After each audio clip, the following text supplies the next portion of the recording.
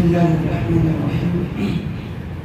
الحمد لله رب العالمين، والصلاة والسلام على سيد الأنبياء والمرسلين وعلى آله وصحبه أجمعين ومن تبعهم بإحسان إلى يوم الدين. أيها الإخوة الكرام، قال الله تبارك وتعالى بلسان عربي مبين: ما هو نزل به الروح الأمين على قلبك لتكون من المنذرين بلسان عربي مبين. صدق الله العظيم. أيها الإخوة الطلبة، إنكم لتعرفون معرفة جيدة بأننا قوم ليسوا بعرب، قوم عجميون، لغتنا ليست عربية، فعندما تكلمنا بالعربية نواجه المشاكل، الصعوبات. ما هي المشكلة؟ ما هي العقبة التي نمر بها في التكلم بالعربية؟ مشكلة كثيرة لدينا. بعض الطلاب يقولون ويشعرون أننا نقرأ كل يوم العربية ولكن لا نتمكن من فهمها حقا، وهذه الحقيقة. إننا نقرأ كل يوم حتى سنوات، 7 سنوات، حتى 9 سنوات، وهذا حتى 5 سنوات، 6 سنوات، ولكن إننا كلفنا تنطق بالعربية لا نقدر أصيلا، أم لا نقدر جملة واحدة رمزية. فلماذا؟ فإني أرى من المناسب أن أبين لكم وأن ألقي إليكم كلمة وجيزة حول الطرق الأربعة لتعليم اللغة العربية. أيها الإخوة الأكارم، نحن على علم جم بأن لتعليم أي لغة طرقا مختلفة، طرقا عديدة، وهكذا أيضا لتعلم اللغة العربية طرقا 4 مشهورة لعلكم تعلمون. ما هي الطرق؟ الطريق الأول هو التعلم بالقراءة، يعني التعلم بالدراسة، بالقراءة، بالمطالعة، بالمذاكرة. هذا أول التعلم بالقراءة. والثاني هو التعلم بالكتابة، والثالث التعلم بالسماع إلى الخطباء، إلى الأساتذة الماهرة في مجال العلوم العربية. والرابع الحوار، المحادثة، التحدث فيما بيننا. هذه طرق 4 لتعليم أي لغة، هكذا أيضا لتعليم اللغة العربية.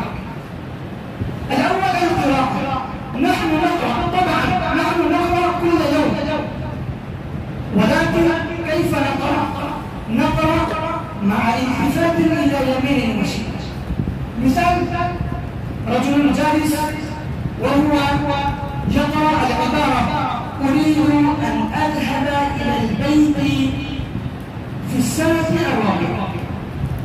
هكذا يقرأ، ولكن كيف يقرأ؟ أريد أن أذهب كذا.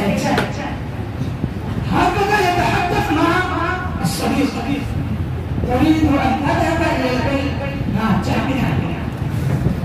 هكذا ليس بسهل. كيف هذه القراءة تساعدنا في مجال العربي؟ كيف تنفعنا؟ القراءة بالتعمق، النظر في العبارة، التعمق في هيئة الجملة، كيف كتب كاتب أي المصنف هذه العبارة: أريد أن أذهب إلى البيت في السنة الرابعة. فعلينا أن نستخدم هذه الكلمات. هذه المشكلة الأولى، أننا نقرأ الكتاب العربي ولكن لا نستخدم تلك التعبيرات في حديثنا اليومي، لا نستخدم تختلف. نحن نقرأ بقراءة النصوص العربية في الفصول، وخارج الفصل لا نستخدم أصلا، فكيف نتعلم العربية؟ فكيف نتماهى فيه؟ هذه التعلم بالدراسة.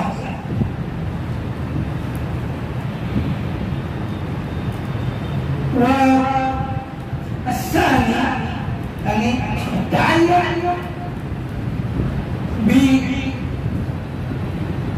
بالقراءة، والثاني هو الكتابة. الكتابة لها أهمية خاصة. نحن نرى ربما طالب لا يفعل ما يأمره الأستاذ، فكيف يعاتبه الأستاذ؟ فكيف يعاتبه؟ اذهب واخرج واكتب 10 مرات، واكتب 7 مرات. لماذا يأمر الأستاذ بالكتابة؟ لماذا؟ الكتابة تمهد أو تسهل الطريق إلى تحفيظ العبارات. الكتابة هي لها خاصة، لها أهمية خاصة، لا تجحد ولا تنكر. والثالث الاستماع. الاستماع لها أهمية، نحن لا نهتم بالاستماع. ورأيت الأستاذ البارع محمد عمار حفظه الله يكلفنا ويكلف جميع الطلاب بمشاهدة الفيديوهات العربية. نحن نشاهد الفيديوهات الأردية عبر الراسي. لماذا؟ ما لنا لا نرى الفيديوهات العربية؟ الاستماع له أهمية.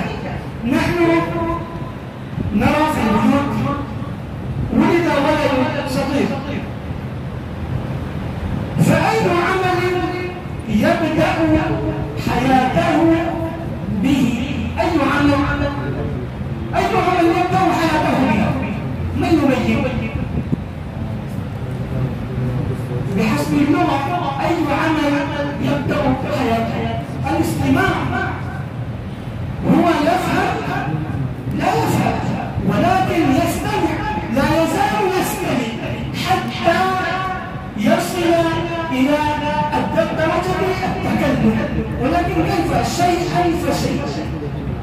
ونحن نرى أن نبدأ ندرس اليوم، نحن نريد أن نذهب، هكذا نرى أن نبدأ اليوم العربية وغدا سنتمهد. كيف يمكن؟ هذه خلاف الفطرة. طيب، هذا طريق ثاني، فعلينا أن نكتب كل يوم، هكذا نسيت المقال، علينا أن نكتب كل يوم سطرين أو 3 أسطر، ولكن علينا أن نكتب، لا نزال نكتب. والثالث الاستماع. وبعض الطلاب يستمعون ويشاهدون الفيديوهات العربية، ولكن لا يفهم. وكيف يفهم؟ أولا لا يفهمون ويشعرون أننا نكتب. كيف ممكن أن نشاهد الفيديو العربي أولا ونفهم كاملا؟ كيف ممكن؟ ولكن بعض الطلاب يتركون، هذا ليس بصحيح. والرابع الحوار، التحدث، المحادثة فيما بين الزملاء، فيما بين الأصدقاء. وهذا الشيء أظن أقل وجودا فيما بيننا. هذا الشيء أقل وجودا وأقل عددا في المتكلمين. عندما نتكلم في العربية مع الأصدقاء فإنهم يستحيون. لماذا يستحيون؟ الحياء ليس بصحيح. الحياء الذي يمنعنا من الحصول على العلوم الشرعية ليس بصحيح. أنتم سمعتم الإمام الغزالي رحمه الله تعالى سئل مرة، هذه الحكاية، هذه القصة قرأت في الكتاب بلستان سعدي بالفارسية للأديب البارع الشيخ سعدي رحمه الله تعالى رحمة واسعة.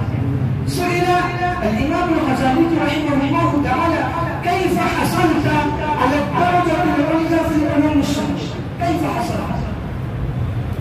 الجواب: الحياء لا يمنعني من الحصول على العلوم الشرعية. أسأل أحدا صغيرا كان أو كبيرا، ولكن أسأل. الحياء ما فائدة الحياء الذي يمنعنا من العلوم؟ الحياء لازم، ولكن له مجال آخر. طيب، هذا طريق رابع الحوار. علينا أن نحدد بعض أوقاتنا بعد صلاة العصر. نحن نجلس في المجلس في المسجد، ويحضر الطلاب المستمعون إلى اللغة العربية.